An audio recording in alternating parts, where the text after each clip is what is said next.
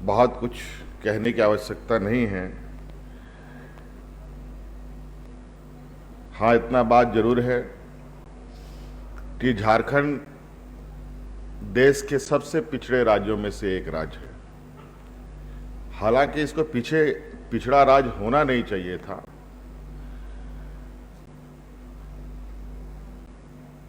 ना जाने क्यों हुआ ये तो हम नहीं कह सकते, क्योंकि इस राज्य की जो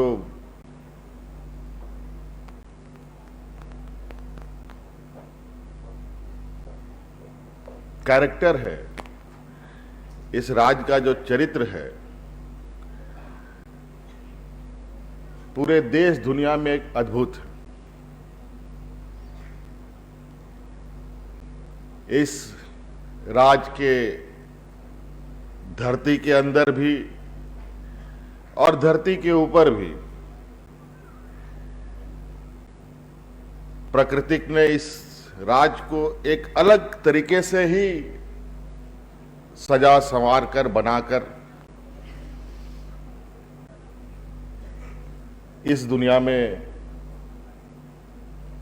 जगह दी है। हमारे पूरे देश का 42% खनिज संपदा हमारे राज्य में है। इस राज्य में कोई ऐसे दुनिया की खनिज संपदा नहीं है जो यहां नहीं पाई जाती है।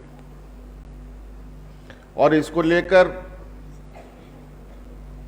देश आजाद से लेकर देश आजादी के पहले तक इन खनिज संपदाओं के इर्द गिर्द कई व्यवसायें भी हुई।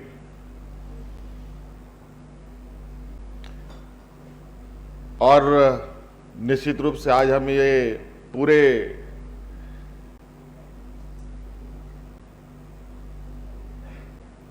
जिम्मेदारी के साथ ये कहते हैं कि यहां के खनिज संपदाओं से तो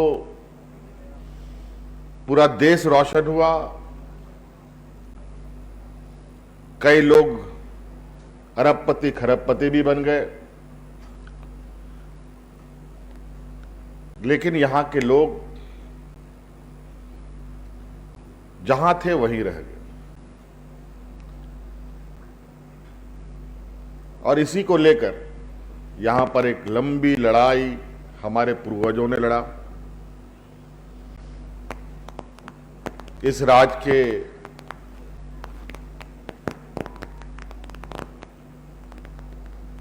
जनमानस की रक्षा के लिए और यहां के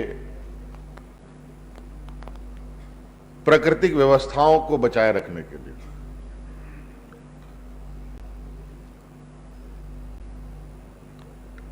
झारखंड में खनिज संपदा भी है जो जमीन के अंदर है, जमीन के ऊपर खूबसूरत वादियां भी है, बहुत अच्छे अच्छे टूरिस्ट स्पॉट्स भी हमारे राज्य में हैं। और इस राज्य में जो रहने वाले जनमानस है, यहाँ के जो लोग हैं, यहाँ के जो आदिवासी, दलित, पिछड़े, मूलवासी लोग हैं, इनके अंदर भी ऐसा नहीं है कि इनमें हुनर नहीं है, इनमें क्षमता नहीं है, इनमें कोई काम करने की कला नहीं है। ऐसी भी बात नहीं है, लेकिन दुर्भाग्य से ये मौका कभी इनको मिला नहीं। जब हमारी सरकार बनी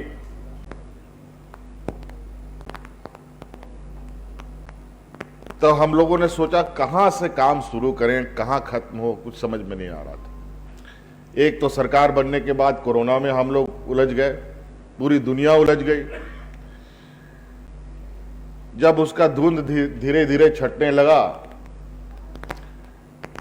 लेकिन इस कोरोना काल के पीरियड में भी इस बात का चिंतन होता रहा कि राज्य को कैसे दिशा दिया जाए, जो जिम्मा इस बार हमें मिला है। काम तो अनेक हम लोगों ने किए,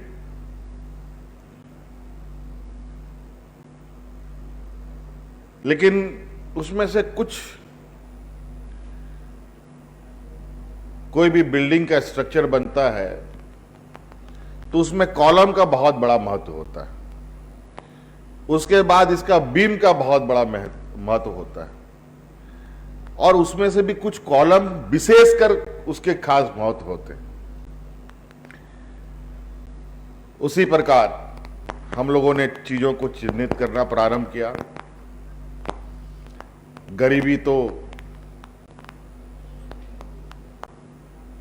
का आलम क्या है, ये बार बार मंचों से बोलने में भी खुद को शर्म आता है। उस विषय पर भी हम लोगों ने बड़ी मजबूती से काम किया, सामाजिक सुरक्षा को महत्व देते हुए आगे बढ़ने का काम किया। फिर उसके बाद शिक्षा को हम लोगों ने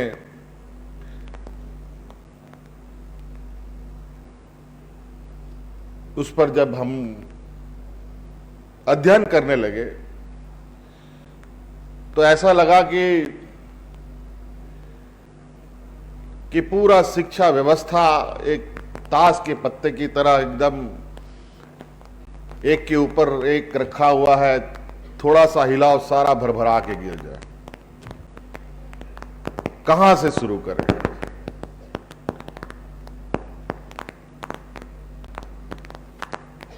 क्योंकि कुछ चीजें हैं जो विगत बरसों बरस से जिस रफ्तार में चल रही है उसको अचानक यू टर्न भी करा पाना बहुत कठिन होता है। ऐसे यू टर्न से कई चीजें नुकसान में हो जाती है। जितना ठीक करो उससे ज्यादा नुकसान भी हो सकता है। धीरे धीरे हम लोगों ने रिफॉर्म्स करना शुरू किया। आपको मालूम होगा कि हम लोगों ने कई उत्कृष्ट विद्यालय पहले चरण में हम लोगों ने शुरू किया है। बड़े पैमाने में शिक्षकों की बहाली भी हम लोगों ने की है और अभी बहाली की प्रक्रिया चल भी रही है। और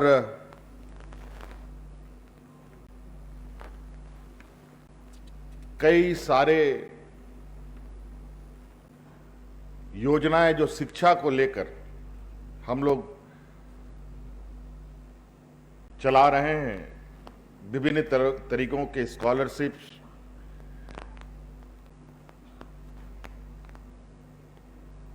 जिसके माध्यम से जो बच्चे, गरीबी का आलम यहां ये है कि कुछ दूर तक 5वीं छठे के बाद बच्चा पढ़ाई छोड़ करके घर के जिम्मेदारी का हिस्सा बन जाता है। अब लगभग सरकार ने उन गरीब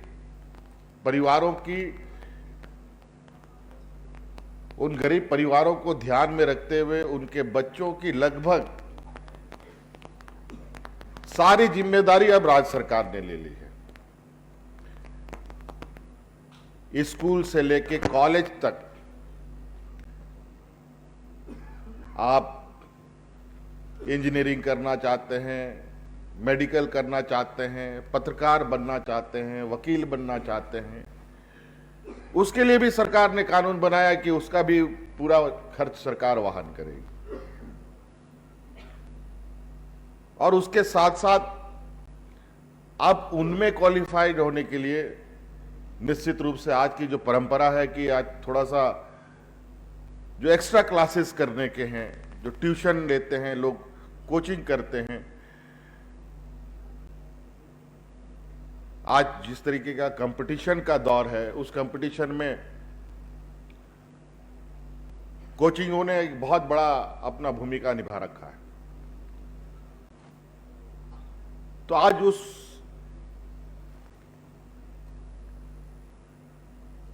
एंट्रेंस को आपको क्रैक करने के लिए जो कोचिंग करनी है, कोचिंग के भी जो खर्च आएगी वो भी सरकार वहन करेगी। ये भी हमने कानून बनाया।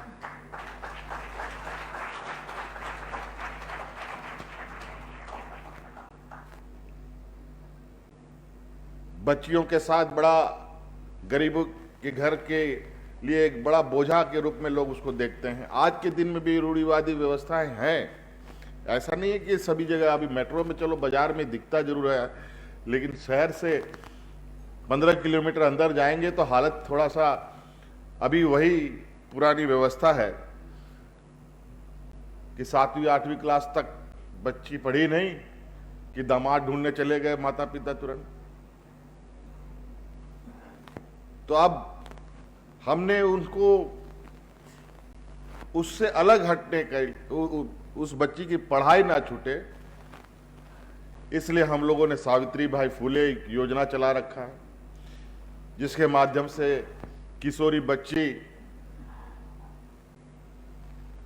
पढ़ाई के प्रति उनका एक आकर्षण बना भी रहे और माता पिता का वो बोझ भी ना बने, और ये अपनी पढ़ाई पूरी करे, अपने पैरों पर खड़ा हो। तो स्वाभाविक है, अगर मां पढ़ी लिखी होगी तो आने वाला उनका पीढ़ी भी पढ़ा लिखा होगा, ये मेरा मानना है।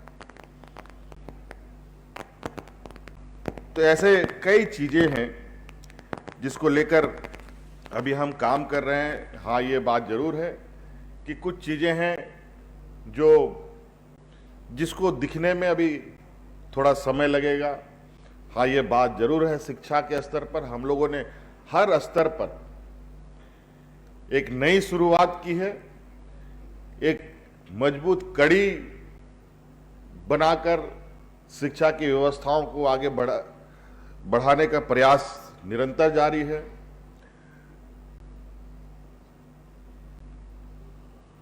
और पढ़ने के प्रति बच्चों का उत्सुकता बने रहे, इसके लिए भी हम नए नए तरीके से काम करते हैं। आपको बताना चाहेंगे कि 12वीं पास के बाद बच्चा जब स्कूल के बाद कॉलेज जाता है, आजकल कई कॉलेज जो साधारण भी है, बहुत हाई एंड भी है, बच्चा होनहार होने के बावजूद आर्थिक तंगी की वजह से अच्छे कॉलेजेस में एडमिशन नहीं ले पाता। हमने निर्णय लिया इस राज्य में जितने भी सीबीएसई के हो, आईसीआईसीआई के हो, झारखंड बोर्ड के हो, इन सभी बच्चों में जो भी फर्स्ट सेकंड थर्ड आएगा, आर्ट साइंस कॉमर्स सब में, सबको हम लोगों ने क्रमशः 3 लाख 2 लाख 1 लाख रुपए नकद राशि देने का काम किया, साथ में लैपटॉप देने का काम किया और मोबाइल भी देने का काम किया। ये निरंतर चल रहा है।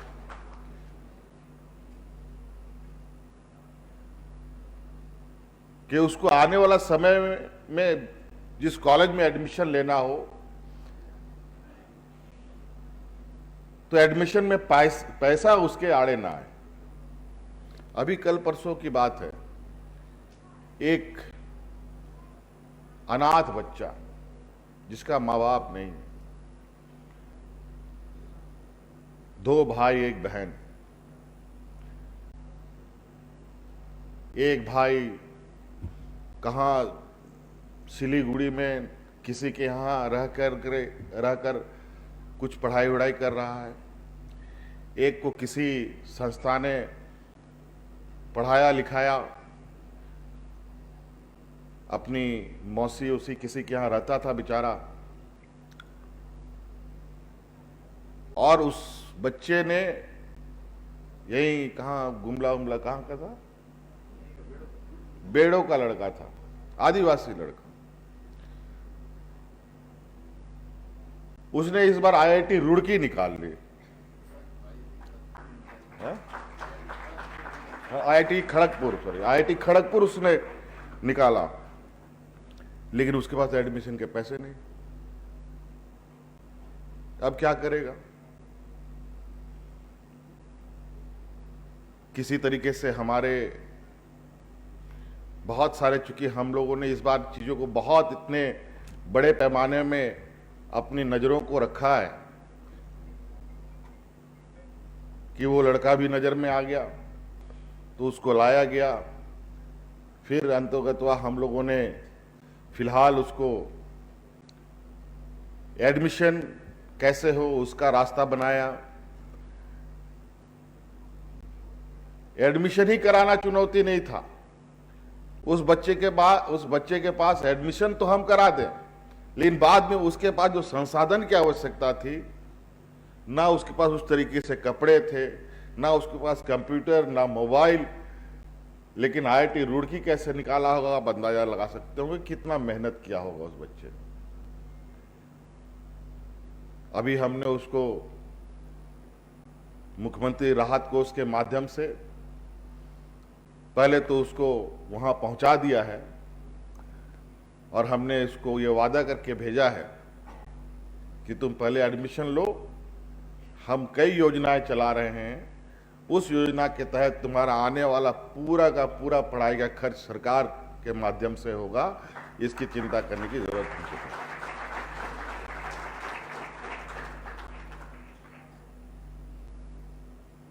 हम लोगों ने गुरुजी क्रेडिट कार्ड की योजना शुरू की है, जहां हम 15 लाख रुपए तक का बच्चों को एजुकेशन लोन दे रहे हैं। बैंक में 10-12% का आपको इंटरेस्ट लगेगा, इसमें 4-5% का इंटरेस्ट के रूप में ही मात्र सरकार आपसे वापस लेगी। और ऐसा नहीं कि आज लिए तो कल से आपको देना है। जब तक आपकी पढ़ाई पूरी नहीं होगी और पूरा होने के बाद आप नौकरी करके 1 साल जब तक नहीं कर लेंगे, तब तक आपको पैसा वापस करने का जरूरत नहीं है। नौकरी करने के बाद 1 साल के बाद सरकार को पैसा वापस।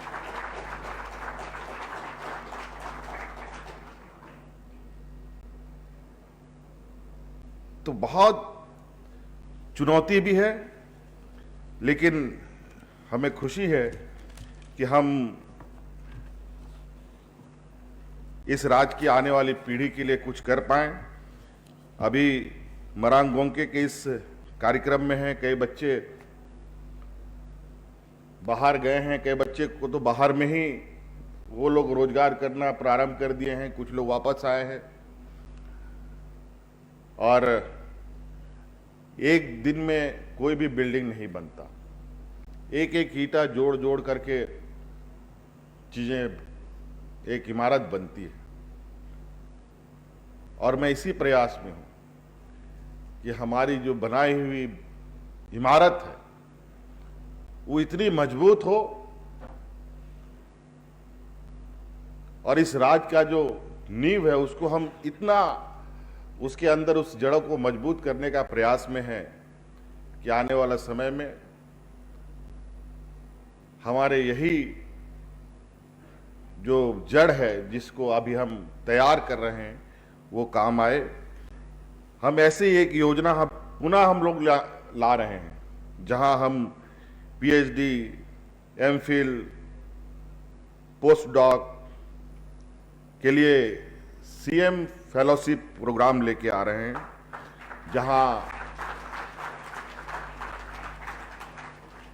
दुनिया के 100 विश्वविद्यालयों में नामांकन देने का सरकार जिस तरीके से इसमें स्कॉलरशिप में खर्च वहन कर रही है, उन 100 विश्वविद्यालयों के अंदर की जो भी खर्च होगी, यहां तक कि आने जाने का भी खर्च राज्य सरकार वहन करेगी।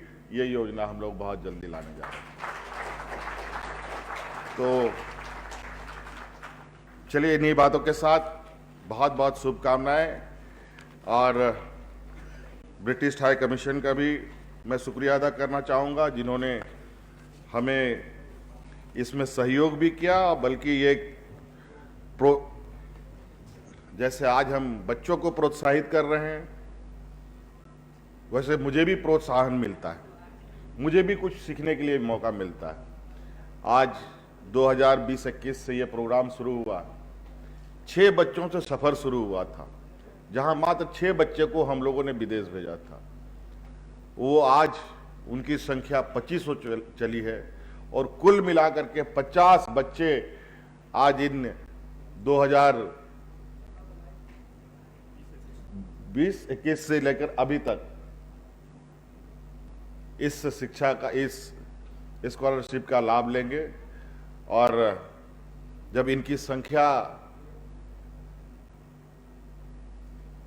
जब बड़ा इसका एक रूप हो जाएगा तो आप अंदाजा लगा सकते हैं कि कितने बड़े समूह को ये प्रभावित कर सकते हैं और इस राज्य को भी प्रभावित करने का इनके पास क्षमता उत्पन्न होता है। चीफ सेक्रेटरी साहब ने कहा कि आप लोग ये नहीं कि ये पढ़ाई के बाद आपको कोई डर या कोई बंधन में बंधा हुआ या किसी तरीके से आप उसके बाद भी सरकार के पास कई ऐसी चीजें हैं जो आप सीख के आए तो उस चीज को और बड़ा करने के लिए, बड़े पैमाने पर धरातल पर उतारने के लिए काम आप करना चाहते हो तो उसके लिए भी सरकार आपको सहयोग करेगी, उसके लिए भी सरकार आपके साथ चलने के लिए तैयार है। सिर्फ पढ़ाई तक नहीं बल्कि इस राज्य में विकास की कड़ी में भी आप अपनी भूमिका देना चाहते हो तो उसके लिए भी सरकार आपको सहयोग करेगी। बहुत बहुत धन्यवाद, सबको जोहार।